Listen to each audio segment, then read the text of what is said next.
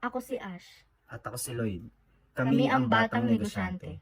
Walang mas lalakas sa dalawang pinag-isaang pangarap. Kaya kung kaya namin, mas kaya nyo. Araw na naman ng Sabado at ito ang aming pahinga sa pagnenegosyo. Alam ko nagtataka kayo kung bakit pinili namin ng Sabado. At ito ang aming rason. Nga pala si Ashley ay isang Christian simula pagkabata, kaya nung naging kami 7 years ago, inikayat niya din ako maging Christian. Kaya kalaunan, 2 na kami nagsaserve kay Lord. Ilang buwan din kami nagpahinga sa pagsaserve dahil di namin nakalain na makakain pala yung oras namin sa pagnenegosyo. Lalot nung bago pa lang ang aming food hub. Pero ngayon medyo tumagal na napagdesisyon namin na bumalik at isakripisyo ang Sabado para sa practice at ang Linggo. Dahil naniniwala kami ng partner ko na kapag inuna mo si Lord, mas lalong dadaloy ang pagpapala. Nakakatuwa lang dahil habang umiidad kami, nalalaman namin yung mga priorities namin sa buhay.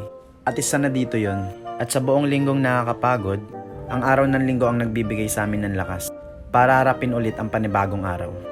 Nga pala pagkatapos namin mag-practice, dali-dali na kami umuwi at nagpahinga. Dahil kinabukasan ay simba na nga.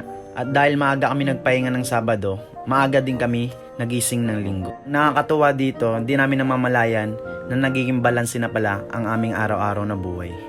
At ngayon ay Easter Sunday na, kailangan salubungin natin si Lord ng may galak. Dahil ito ay pag-alala sa kanyang pagkabuhay. Dahil maaga nga kaming nagising, napagpasyahan muna namin na lumabas at mamili. Dahil mamaya-maya ay magre-ready na kami at pupunta na kami ng church. Bumili nga lang kami ng pang-ulam namin para lutuin. At pagsaluhan namin mamaya pag-uwi. At natapos na nga kami mamili, kaya samahan nyo na kami sa aming church. At ito ang ginagawa namin every Sunday. Kaya kung ikaw gusto mong magkaroon ng kabuluhan ng araw ng Linggo, you give time to the Lord. By the way, ang start pala ng service namin ay 9:30 to 11:30. You are welcome here if you want to join. Ang location pala ng church namin ay sa loob ng Annex 35 malapit sa entrance ng Robinsons. At ito nga pala ang mga nakasama namin sa worship team. Shoutout nga pala sa worship team! Woo! We are beyond blessed na magkaroon ng ganitong circle dahil lahat naman tayo ay nakakaranas ng problema. And you should find a circle na alam mong mag-grow ka at makakatulong sa'yo physically, emotionally, and spiritually. Araw-araw tayong binabago ng Diyos ang masama.